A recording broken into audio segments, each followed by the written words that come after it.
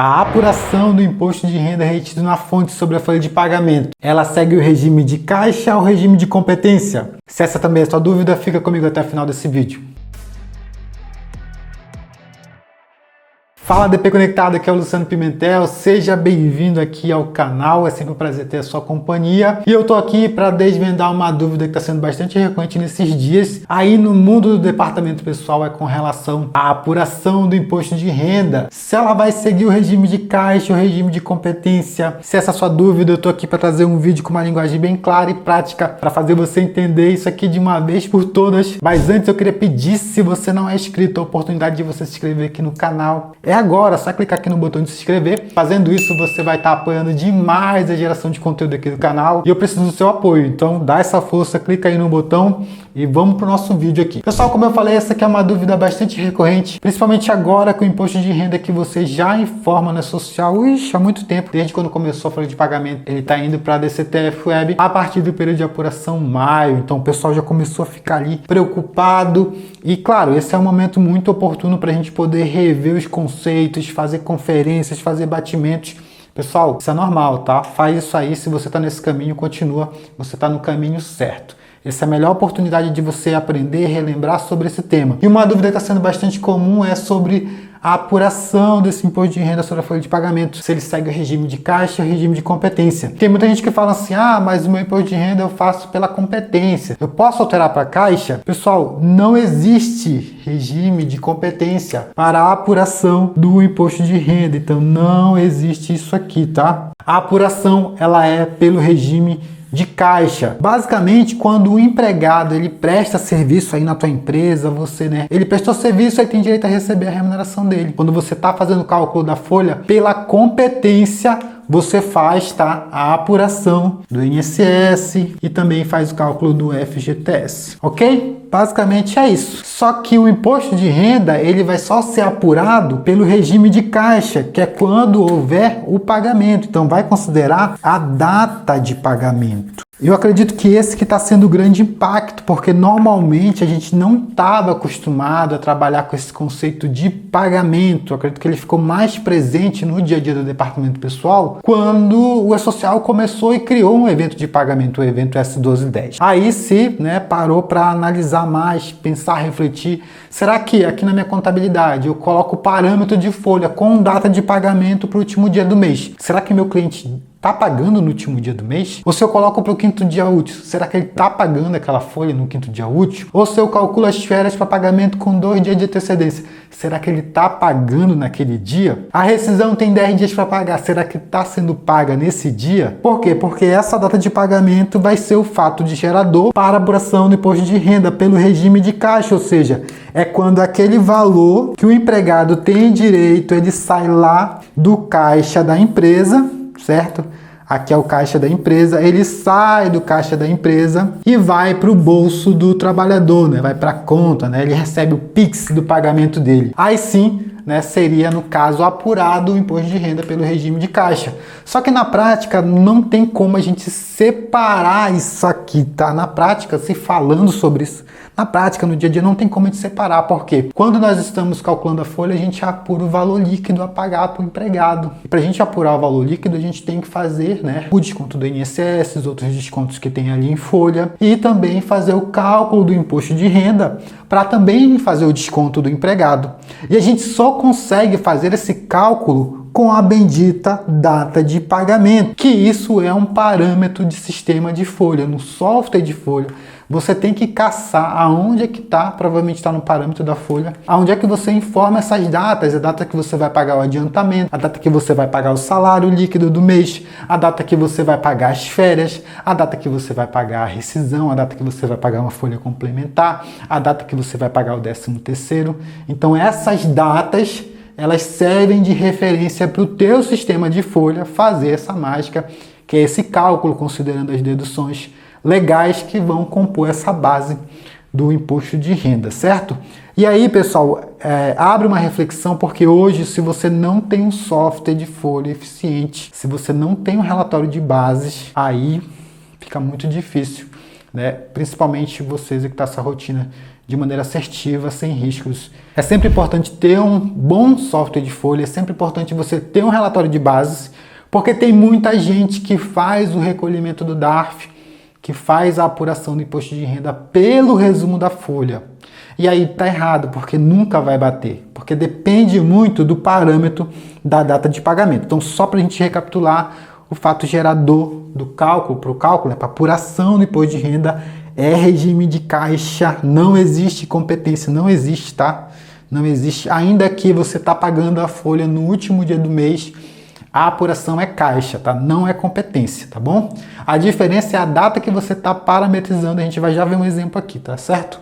Então, o fato gerador para apuração do imposto de renda da folha segue regime de caixa, considera as datas de pagamento e aí, quando você pega um relatório de bases, você vai ver que está ali a base, né, que ele considerou ali o desconto do INSS e os outros descontos legais, né, dependendo se houver ali aquelas regras básicas de cálculo ali, aí você consegue ver a base, você consegue ver o valor que foi calculado e descontado do empregado, certo? Considerando a data de pagamento, no momento que o valor, a renda, o rendimento está disponível para o empregado, aí entra o tributo federal, que era a parte do tributo federal que é referente ao imposto de renda retido na fonte. O empregador é responsável por fazer esse recolhimento, certo?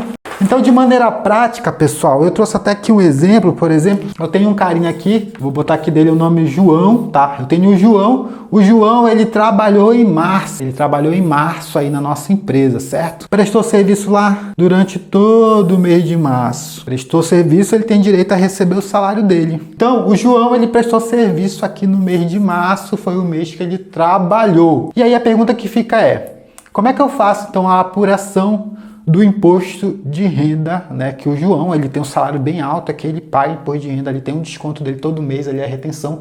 Quando que vai ser a apuração desse imposto de renda? Vai ser dentro do mês de março ou vai ser em outros meses? Aí, pessoal, a resposta é depende, tá? Depende por quê? Vamos imaginar aqui, né? Vamos imaginar não, né? Março ele é de 1 a 31. Se a empresa, tem empresa que paga no último dia do mês, tem empresa que paga dia 25, dia 24, dia 26, dia 28. A data de pagamento aqui é outra discussão, tá? Mas vamos trabalhar aqui, vamos imaginar que a empresa pagou no último dia do mês esse salário. Então lá no parâmetro da folha tá para pagamento no último dia do mês.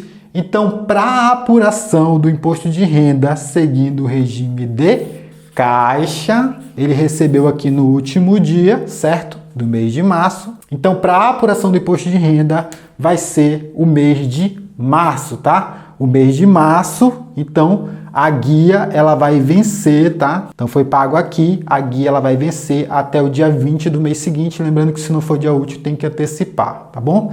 Então, vai até o dia 20, março, abril, até dia 20 do 4, vai ser quando a empresa vai ter que recolher o DARF dessa retenção que foi feita. Por quê? Porque o pagamento do salário foi até o último dia do mês, então o período de apuração, a apuração é março, ok? Beleza até aí? Tranquilo? Vamos imaginar também que esse mesmo João que trabalhou ali em março, ele teve aqui, né? Ele teve o pagamento do seu salário, então ele trabalhou do dia 1 a 31. Ele teve o pagamento do seu salário no 5º dia útil. Então o pagamento do salário dele foi, vamos imaginar que foi no dia 5 do 4. Opa, então a coisa mudou agora, porque esse salário referente ao mês de março, que foi pago no dia 5 do 4, agora o período de apuração é outro. Agora o período de apuração dele vai ser abril, tá? Por que vai ser abril? Porque foi pago no dia 5 aqui de abril, tá? Referente a quando? Referente ao mês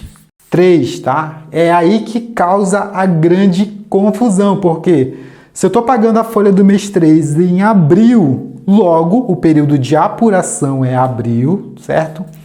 A apuração é abril e o vencimento da guia, o DARF, ele vai ser recolhido até dia 20 do 5, lembrando, né? Que se não for dia útil, você antecipa o recolhimento. É aqui que está o grande embrolho, a grande confusão de entender essa parte do imposto de renda.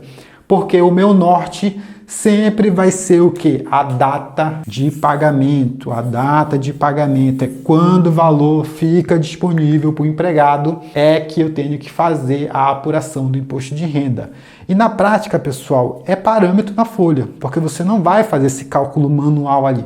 Você tem que parametrizar sua folha, alinhar a data de pagamento com o teu cliente. Olha, nós vamos programar a folha para pagamento no dia 5. Nós vamos programar a folha para pagamento no último dia. Então, quando você faz esse cálculo aqui, automaticamente o teu software ele já entende essa dinâmica e ele faz essa apuração correta. Olha só que interessante. A prestação de serviço aqui foi mês 3. O pagamento do salário foi no mês 4. E aqui no mês 4 é o período de apuração do imposto que só vai ser recolhido no mês 5. Então, você tem que entender essa dinâmica. E aqui eu nem coloquei exemplos que levam em consideração férias, rescisões, adiantamentos, né? Porque aí a gente ia ter que ficar quase meia hora aqui falando sobre esse tema. Mas o período de apuração ele vai considerar todos os pagamentos que acontecerem aqui. De repente, sei lá, teve pagamento, sei lá, de férias, teve pagamento de rescisão.